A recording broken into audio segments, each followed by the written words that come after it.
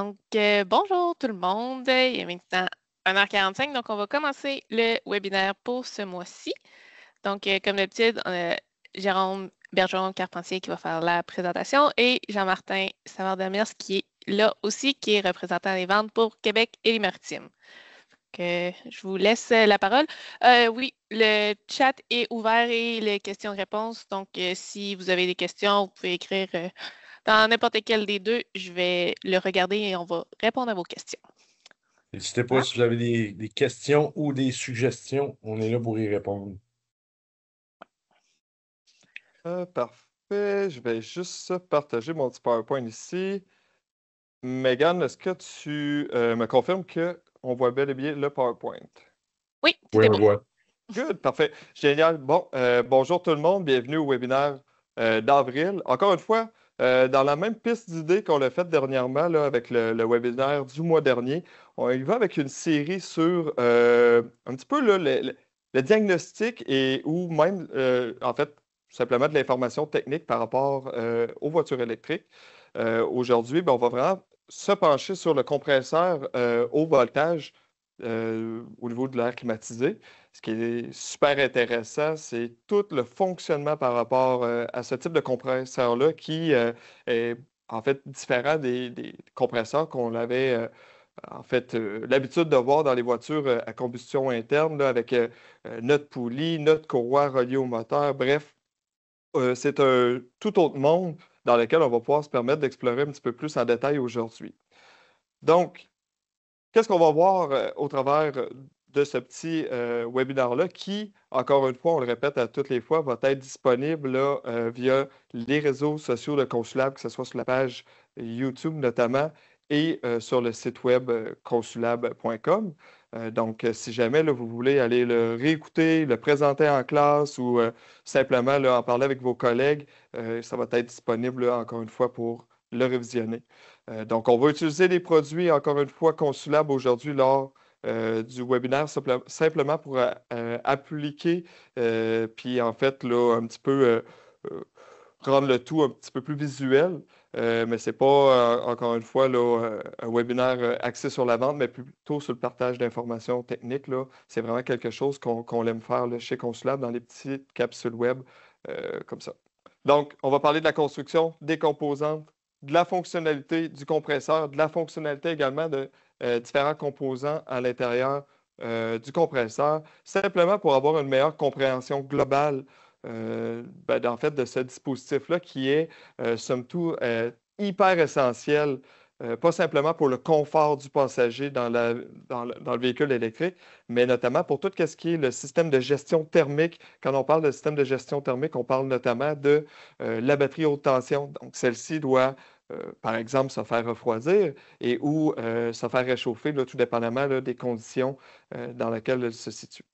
Puis finalement, on va parler un petit peu de l'opération et du diagnostic, le genre de test aussi qu'on peut faire via la composante, que ce soit en dehors du véhicule comme sur le véhicule.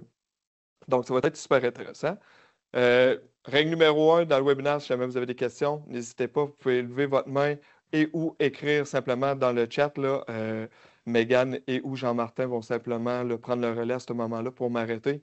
Donc, faites pas nécessairement attendre jusqu'à la fin pour les poser. Il n'y a aucun problème là-dessus. Donc, sans plus tarder, ici, qu'est-ce que j'ai? C'est le V400. Donc, en fait, c'est notre trainer pour les voitures électriques. Grosso modo, c'est quoi? Pour ceux qui ne l'ont jamais vu, qui en ont jamais entendu parler, c'est simplement une voiture électrique dans une boîte. Donc, simplement, là, si j'arrive, je prends ma petite clé, j'embarque dans ma voiture, qu'est-ce que je fais? Je mets la clé dans son récipiendaire. Donc, comme ça, je vais pouvoir avoir accès à ma clé d'initiation, donc pied sur la pédale de frein, la clé d'initiation. On s'assure évidemment, on est dans la position parc, la clé d'initiation. Je vais avoir mes contacteurs ici qui vont cycler. Qu'est-ce qu'on peut voir au tout début si on recommence? C'est notre contacteur de précharge qui, lui, va simplement faire un petit test, s'assurer que le système est opérationnel. Quand on dit que le système est opérationnel, c'est notamment qu'il n'y ait pas de faute, qu'il n'y ait pas de perte d'isolation, qu'il n'y ait pas de contacteur qui est présentement là, fermé là, alors qu'il ne le devrait pas. Donc, ici, on va simplement retirer une faute. Tout est beau. S'assurer que tout est là. On enlève nos fautes. Donc, on actionne notre véhicule. Tout est beau. On peut se mettre à la position drive. On peut conduire notre véhicule. On ajoute une faute. J'ai actionné la faute numéro 10. La faute numéro 10, c'est une faute qui est présente dans le compresseur d'air climatisé. Le compresseur d'air climatisé qui se situe ici dans la section du bas. Donc, on peut conduire notre véhicule, disons, dans des conditions optimales. Normalement, je peux aller en marche avant comme en marche arrière. Tout est beau. Il se met à faire un petit peu chaud dans la cabine. On est en été, il fait beau. On active notre air climatisé et on a notre véhicule qui va s'éteindre et on va avoir une faute au niveau du système haut voltage ainsi qu'une faute d'isolation. Donc, c'est sûr et certain qu'on pourrait y aller avec nos stratégies au niveau du diagnostic de perte d'isolation sur les véhicules électriques. On en a déjà parlé plus en détail dans le webinaire du mois dernier lorsqu'on traitait un problème de chauffage de cabine, donc avec l'élément chauffant. Donc, je vous invite à aller le visionner si vous ne l'avez pas déjà vu. Par contre, ce qu'on va venir focusser aujourd'hui, c'est plus sur la voiture elle-même. Donc, si je déplace ma caméra, donc on va essayer de ne pas avoir mal au cœur. Et ici, je vais aller déplacer la caméra au-dessus de notre Tesla, notre V601, qui est vraiment là un outil pratique pour venir faire une panoplie de tests. Donc, ce qui va être vraiment important lorsqu'on va venir être prêt à faire des tests sur la voiture, que ce soit des tests, par exemple, au niveau de l'isolation. Donc, bien entendu, on a isolé notre batterie low voltage. On ne peut pas parler nécessairement de batterie 12 volts sur les voitures électriques. On parle vraiment de batterie bas voltage. Donc, on va venir l'isoler. On va également faire des tests de perte d'isolation, donc avec, dans ce cas-ci, notre appareil ici, notre méga-ohmmeter. Okay? Donc, évidemment, on va travailler avec de la haute tension, donc on va s'équiper de nos gants. Donc, c'est super important. Puis pourquoi je mets un emphase sur la sécurité? C'est justement parce qu'il y a plusieurs avertissements en lien avec notamment les appareils de vérification de perte d'isolation et de mauvaise manipulation. Lorsqu'on parle de mauvaise manipulation, qu'est-ce qu'on veut dire par là? C'est simplement qu'on va venir injecter un courant, donc un haut voltage dans notre système à tester. Qu'est-ce qu'on peut faire? C'est que dans certaines composantes haute tension, on va venir alors recharger des condensateurs qui, eux, par la suite, s'ils ne sont pas déchargés par l'appareil est fait pour également les charger, mais aussi les décharger. Donc, si on fait une mauvaise manipulation, les condensateurs, eux, vont rester chargés pendant un certain moment et avec une mauvaise manipulation, si on n'est pas si on ne fait pas attention, quoi que ce soit, ben on peut potentiellement avoir des blessures là, en lien avec une électrification. Là. Donc, pour démontrer comment on peut y arriver à malheureusement faire une mauvaise manipulation. Donc, on prend ici notre testeur. Par exemple, je vais commencer simplement par vous montrer que si je m'en viens ici, c'est ici, on va venir s'installer. Je n'ai pas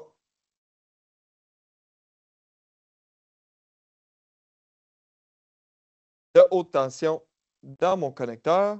Donc ici, si j'allume ma petite lumière, donc j'ai 0 volt, donc je n'ai pas de haute tension présentement dans mon compresseur d'air climatisé, la composante que je suis en train de tester.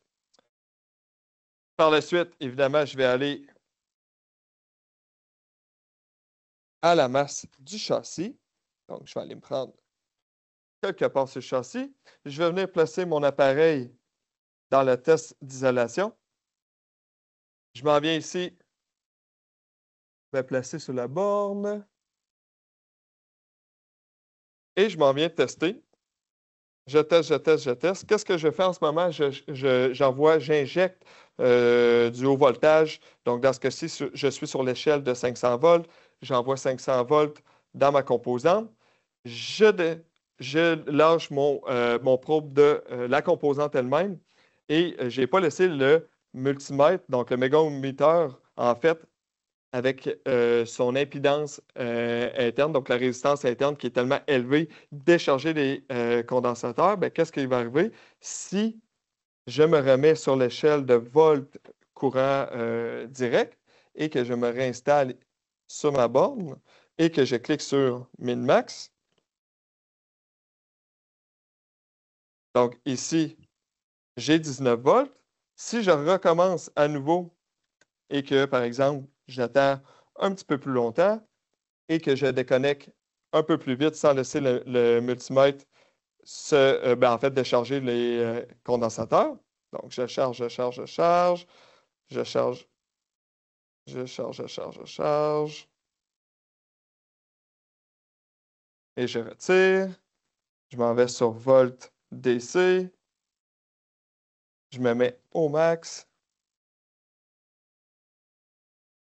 Et ici, comme on peut voir, j'ai du 112 volts qui est à ma composante.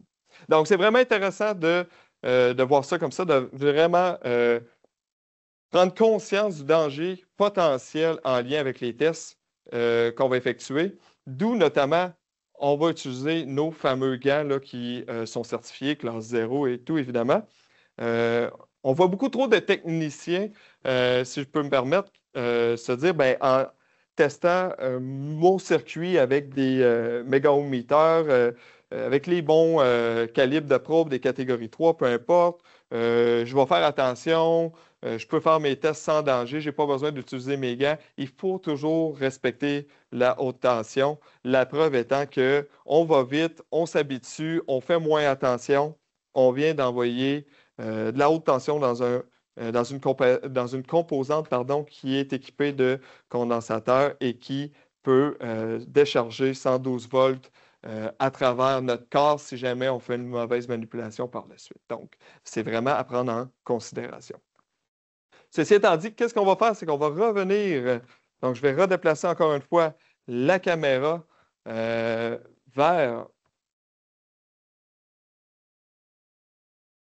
un compresseur d'air climatisé venant d'une Tesla Model 3, dans lequel on va venir regarder les différentes composantes, la construction du compresseur en soi, d'essayer de comprendre ensemble certaines stratégies en lien avec la fabrication de cette dite composante, puis comment qu'on peut utiliser cette compréhension-là à des fins de diagnostic et de futures réparations. Donc, j'ai mon compresseur d'air climatisé ici, comme je disais, venant d'un Tesla Model 3. Donc, qu'est-ce qui est intéressant, premièrement, sans même devoir tout ouvrir le compresseur, on peut voir ici qu'on l'a d'un côté et de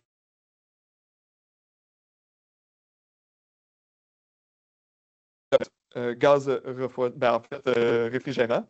Donc, ici, je vais prendre un petit tournevis pour être sûr qu'on voit bien. Donc, ce port-là va être le port qui va être le port low side, donc basse pression, qui stratégiquement est placé très près de tout ce qui est au niveau de l'électronique. Pourquoi? C'est une stratégie que Tesla a adoptée qui est super intéressante, en fait, super innovante également.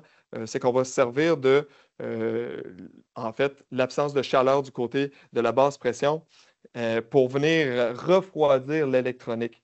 L'électronique qui est plutôt intéressant.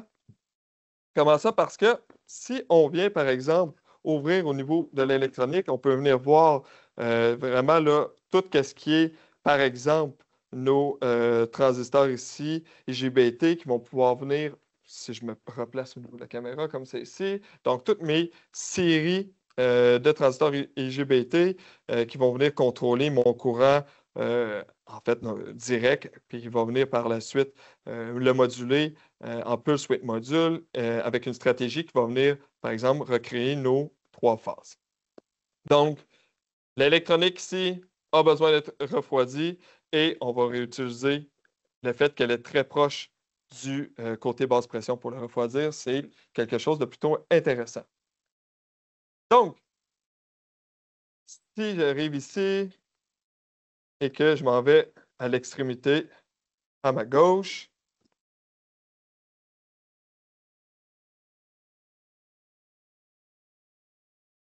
ici, comme ça, on enlève le long. C'est ici, on va avoir notre, en fait, notre port haute tension qui va venir s'échapper de notre compresseur pour s'en aller dans les restes du système. Ici, on peut avoir nos clapets de décharge, 3 clapets différents. 3 clapets différents avec des particularités aussi différentes. Donc, les grosses différences, ça va être au niveau de leur force de rétention. Qu'est-ce qu'on veut dire par force de rétention? Ça va être une languette qui va avoir besoin de plus ou de moins, tout dépendamment de laquelle on parle, de force. Donc, le gaz va pouvoir pousser sur les languettes afin de les ouvrir. Et ces valves de décharge-là, elles, à quoi ils servent? Pourquoi qu'on en a 3? En fait, ce qui est intéressant, c'est que c'est simplement que à l'intérieur de notre compresseur, évidemment, c'est un compresseur en spirale. Un compresseur en spirale qui va pouvoir venir dans les dernières phases de compression. Comme on peut voir ici, on va avoir un petit trou et un autre petit trou ici. Je vais essayer de mieux le montrer, comme ça ici. Et un plus grand trou au centre. Donc, évidemment, notre port de sortie principal va être celui du centre.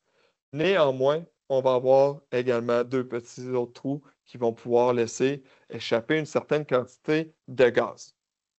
La raison, c'est simple, c'est une stratégie pour éviter qu'il y ait de la turbulence inutile dans le système et simplement assurer justement une décharge qui va être un petit peu plus douce, constante lorsqu'on va avoir nos derniers cycles de compression. Donc, je peux ici regarder également qu'on va avoir des chambres distinctes au niveau de l'entrée pour nos compressions. Et si j'ouvre ça ici comme ça, on va avoir l'autre partie. On va avoir la partie mobile du compresseur en spirale, donc la partie mobile ainsi que la partie statique qu'on va pouvoir appeler la base, qui va venir avec un contrebalancier ici, venir bouger selon la rotation de notre rotor sur des petits axes, ici comme on peut voir. Donc, toutes les petites pins qui vont venir sortir du couvercle vont permettre en fait à la partie mobile de venir bouger puis venir faire ses cycles de compression, d'aspiration évidemment et compression.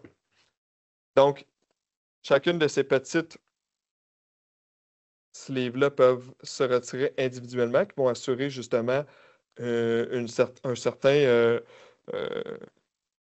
aisance à circuler, frotter en quelque sorte sur nos différentes parties de la base.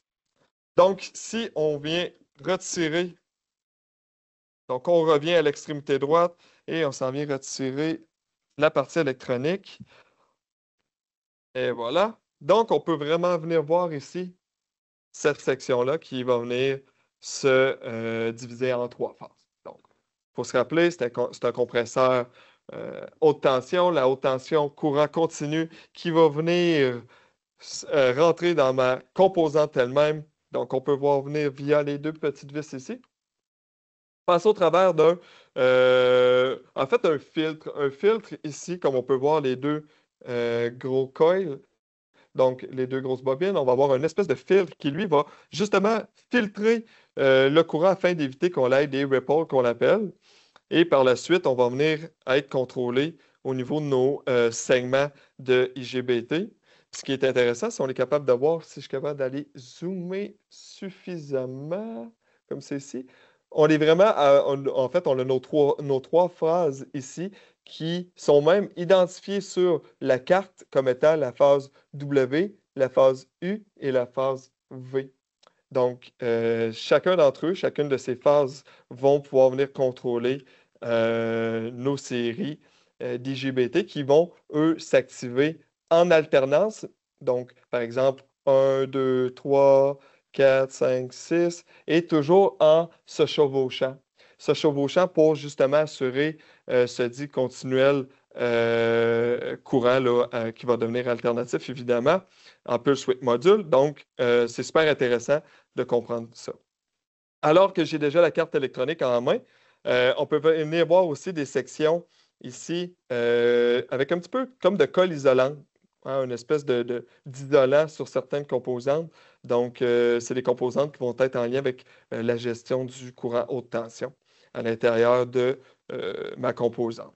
Ce qui est intéressant aussi, c'est qu'on va avoir plusieurs joints d'étanchéité. Donc, ce compresseur-là va avoir, tout comme la batterie haute tension, une certaine spécification au niveau de son étanchéité. On a ça aussi sur les téléphones cellulaires, par exemple, les IP67, IP68. Donc I, c'est pour vraiment la section pour l'eau, alors que le P, c'est pour tout ce qui est, par exemple, poussière. Donc, ce compresseur-là, IP67, est isolé. Donc, c'est important si jamais vous avez, pour une raison quelconque, à aller travailler à l'intérieur de la composante, ça va vraiment être important d'aller, en fait, simplement remettre en place ou remplacer les joints d'étanchéité pour assurer qu'elle a encore simplement sa certification là, IP67. Donc, ici, au niveau de notre corps principal, on va avoir évidemment la section plate ici qui est collée à la section électronique et qui va être munie d'une couche ici, une espèce de pâte, une pâte thermique qui va pouvoir justement assurer cet échange-là thermique entre le réfrigérant là, basse tension qui est en absence de chaleur, qui va pouvoir venir récupérer une certaine partie de la chaleur qui est fournie au niveau de notre section électronique. Donc, s'assurer évidemment là, que notre section électronique ne soit pas défectueuse, ne grille pas en soi avec une surchauffe. Donc, on peut voir également nos trois pattes ici qui vont être nos trois phases. Donc, c'est super intéressant. On pourrait utiliser un milliomètre donc, pour venir vérifier nos différentes phases. Donc, certains constructeurs suggèrent un milliomètre alors que d'autres suggèrent un testeur d'isolation ou un méga-ohmmètre. Donc, on pourrait vraiment faire nos tests directement ici pour venir vérifier spécialement notre stator, donc au lieu d'aller simplement via notre port, en fait, nos fils de connexion ici de la composante. Ça ne veut pas dire qu'en tant que technicien, vous allez devoir démancher à tout coup là, la composante pour venir faire ces tests, mais néanmoins, c'est quelque chose qui est intéressant à comprendre.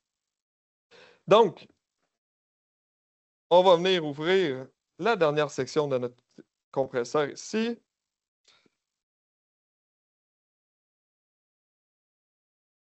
Et voilà. On va avoir notre section rotor. Dans la section rotor ici, on peut voir qu'on va avoir 6 petites, en fait, on pourrait dire cavités qui vont pouvoir venir accueillir les aimants là, pour justement là, activer notre rotor. Le compresseur, celui-ci pour lequel on l'avait remplacé, c'est simplement parce que ce bearing-ci, donc le bearing du rotor en soi, si on peut l'entendre, est plutôt grippé. Donc, c'est justement là, la raison pour laquelle il a été remplacé. Ce n'est pas parce qu'il y a eu une perte d'isolation ou quoi que ce soit. Néanmoins, ce genre de problème arrive. Quand on dit ce genre de problème, c'est quoi? Ce genre de problème au niveau de les différents là, roulements qui viennent par saisir et ou des problèmes, par exemple, d'isolation. On peut également avoir en fait, des roulements qui viennent tellement user qu'on va venir voir un jeu axial au niveau du rotor qui peut, lui, venir abîmer, endommager le stator, notamment en, par exemple, enlevant là, certaines capacités isolantes de cette composante. Donc, super intéressant. En se penchant justement sur notre stator, un des points qui est super, en fait, intéressant, c'est qu'on va avoir 27 petits segments OK? Donc, normalement, on s'attend à avoir 18 en moyenne sur les compresseurs d'air climatisé haute tension. Donc, on a 27 paires de segments, autrement dit, sur celui-ci. C'est une stratégie adoptée dans ce cas-ci par Tesla. Pour quelle raison? En fait, c'est toute une question au niveau de l'harmonie du bruit et d'être efficace. Donc, c'est sûr, certain qu'on a des voitures qui sont électriques, qui ne font pas nécessairement de bruit. Donc, on veut essayer d'éviter au maximum le bruit émis par les différentes composantes lorsqu'elles vont être activées. Donc, c'est pour ça qu'on a décidé d'opter pour cette voie-là, donc 27 paires plutôt que 18. Donc, c'est super intéressant de voir ça comme ça. Et également, en fait, c'est simple. Parlant du stator, on a parlé de notre entrée au niveau de notre basse tension. Donc, si on zoome assez ici, on peut voir que dans notre port, on a accès, on voit notre stator. C'est quelque chose que beaucoup de techniciens sont surpris d'apprendre lorsqu'on dit que, en fait, on va avoir notre gaz réfrigérant ainsi que tout ce qui est l'huile qui est l'huile recommandée spécialement pour le type de véhicule en particulier, va venir être en contact avec notre stator, notre rotor, etc. Donc, d'où l'importance d'avoir une bonne huile, la bonne huile qui est recommandée pour justement éviter qu'on endommage notamment les composantes, notamment les enduits du stator, mais aussi une huile qui ne sera pas conductrice, parce qu'on pourrait créer à ce moment-là simplement des pertes d'isolation. Une perte d'isolation sur une voiture électrique peut amener beaucoup de problématiques, notamment une voiture qui ne veut simplement pas redémarrer. Donc, c'est pour ça qu'il faut faire attention lorsqu'on fait l'entretien de ceux-ci. Pourquoi qu'on l'envoie, en fait, on mélange le tout avec le stator, le rotor? C'est simple. C'est des compresseurs qui ne sont pas activés via une poulie et une courroie comme dans nos moteurs à combustion interne qu'on connaît tant bien. Donc, c'est fou la capacité et en fait, toutes les choses qu'on peut faire avec les compresseurs d'air climatisé commandés. Donc, on peut vraiment, là, par exemple, dire on va faire en sorte que le stator soit, par exemple, super inefficace, qui va venir, lui, qui va venir par chauffer, vu qu'il est très inefficace, et en déphasant les phases, notamment. Et lorsqu'il va rentrer en contact avec le gaz qui vient, par exemple, de notre basse pression, en fait, il va venir s'assurer qu'il soit vraiment là, en vapeur. Donc, en soi, le réchauffer, s'assurer qu'il soit en vapeur et non en gouttelette lorsqu'il va re-rentrer à nouveau dans le reste du compresseur pour aller se faire compresser. Donc, ça va vraiment aider à venir jouer sur tout ce qu'on appelle le superheat, supercool. Donc, une autre belle stratégie qui est utilisée là, dans ces types de compresseurs-là sur les voitures électriques. Donc, c'est vraiment intéressant avec toutes les opportunités qu'on a pour venir optimiser au maximum la composante. C'est plus juste simplement un compresseur d'air climatisé qui va venir refroidir notre habitacle. C'est vraiment un compresseur, une pièce qui va être essentielle pour le bon fonctionnement d'autres systèmes. Donc, c'est super intéressant à ce niveau-là. Donc, c'est vraiment ce que je voulais parler au niveau du compresseur en soi. Évidemment, on peut faire les tests, comme je parlais, là, au niveau de chacune des phases, vérifier si elle n'a pas aucune perte d'isolation. Est-ce que les phases sont bel et bien en bon état avec notre milliomètre? On peut aller se connecter sans problème. Donc, on peut venir sur chacune de nos petites pattes ici. Mais là, qu'est-ce qu'on va faire? C'est qu'on va revenir sur la Tesla pour, en fait, tout simplement un dernier test. Un test qui un test qui est un petit peu moins connu, qu'on va appeler le ground bound testing, qui va être un test se traduisant plutôt mal en français, mais on pourrait dire que c'est un test qu'on va dire capacité, la capacité à notre circuit de masse de fournir une bonne masse à nos différents composants. Donc, par exemple, on vient remplacer un compresseur d'air climatisé ou on fait simplement des tests pour s'assurer que notre compresseur en soi soit optimal. Donc, on va venir s'installer comme ça ici.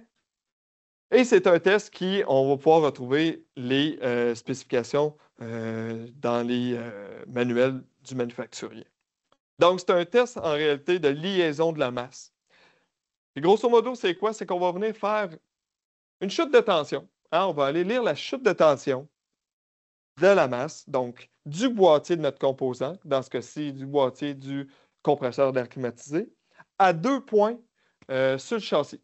Donc, on va pouvoir venir prendre une lecture à un point sur le châssis, comme par exemple ici, qu'est-ce que je vais venir faire? C'est que je vais prendre mon milliohmmeter ici, je vais venir mettre ma petite pince rouge sur le boîtier de mon compresseur d'air climatisé. Ici. Et voilà. Et je vais venir prendre ma pince noire qui est ici. Et ici, et je vais venir la mettre en premier lieu sur, par exemple, la masse. Donc, je vais venir ici, un point de la masse, et on va venir régler notre appareil. Ici, on peut voir qu'on va avoir 6,5 millions. Donc, vraiment, une mesure plutôt acceptable, mais ce n'est pas la mesure qui va venir nous intéresser. La mesure qui va venir nous intéresser, c'est cette mesure-là comparée à la mesure de notre deuxième point. Donc, c'est vraiment ça qui va venir être notre spécification à respecter. Donc, par exemple, si je m'en viens, disons, ici sur la masse d'un autre composant, on va venir ici, disons ça ici. Et voilà, donc dans ce cas-ci, on avait, exemple, disons 6,5. Ici, on est environ à 6,2. Donc, normalement, les spécifications, en moyenne, en général, on parle d'1 million. Donc, en ce moment, on est bien en dessous de notre spécification, ce qui fait en sorte que c'est super bon. Donc, on peut confirmer alors que la masse de notre composant est bel et bien bonne. Une autre façon de faire, c'est une autre façon de s'intégrer, de s'adapter aussi aux réalités des voitures électriques. C'est des tests qui sont nouveaux, c'est des tests qu'on n'a pas nécessairement eu à faire dans le diagnostic autrefois sur les véhicules typiques à moteur à combustion interne. Néanmoins, c'est des tests qui sont exigés de plus en plus par les manufacturiers. Donc, c'est pas mal, ça fait pas mal le tour de les points qu'on voulait aborder aujourd'hui. On voulait vraiment mettre l'emphase sur la sécurité vis-à-vis certains tests. Je voulais prendre la chance aussi d'ouvrir, simplement d'explorer les composants internes du compresseur, puisqu'on en avait un en main. Donc, un qui n'était pas nécessairement là, problématique, outre que le roulement en soi. Donc, c'est vraiment une belle opportunité qu'on avait aujourd'hui pour vous présenter là, tout ce qui était par rapport à cet aspect-là du compresseur d'air climatisé sur les véhicules haute tension. Je ne sais pas s'il y avait des questions, Mégane. Pour l'instant, on n'a rien dans le chat ni dans les questions, mais si vous avez des questions, n'hésitez pas à les mettre. Jean-Martin, je ne sais pas si tu voulais dire quelque chose. J'ai vu que ton micro était ouvert. Je vais dire juste encore une fois, merci à toi, Mégane, puis merci à Jérôme pour un autre webinaire super pertinent. Juste aviser les gens, s'il y en a qui ont manqué les autres webinaires que Jérôme a fait, vous allez pouvoir les trouver sur notre chaîne YouTube et le site Internet que Mégane me confirmait. En fait, c'est ça exactement. Vous pouvez toujours nous contacter. Encore une fois, je le répète, en fait, je pourrais même être tannant si vous voulez, là, mais si vous avez des idées de webinaires, si vous avez des sujets que vous aimeriez qu'on l'aborde, n'hésitez pas à nous écrire. Quand je dis nous écrire, Jean-Martin, moi, peu importe, allez visiter nos pages web, là, donc le site Internet, page YouTube, même notre LinkedIn, tout est là, les informations relatives aux derniers webinaires, aux futurs, aux nouveaux produits, peu importe. Si vous avez des idées, des questions, communiquez avec nous, ça va nous faire plaisir d'en discuter. Puis, je crois que quelqu'un est en train d'écrire dans le chat. Donc, on va juste regarder pour être sûr et certain que ce n'est pas une question. Sinon, ça va me faire plaisir ça me fait plaisir de vous présenter aujourd'hui là, ce petit webinaire-là. Puis je vous souhaite à tous une excellente journée. Oh, j'ai comme perdu le focus. Parfait. Je pense que c'était juste ça. C'était Eric qui est en train d'écrire, puis il a juste marqué merci. Donc, Bon, parfait. c'est bon. Merci à tout le monde. Merci. Merci. Passez une bonne journée. Bye bye.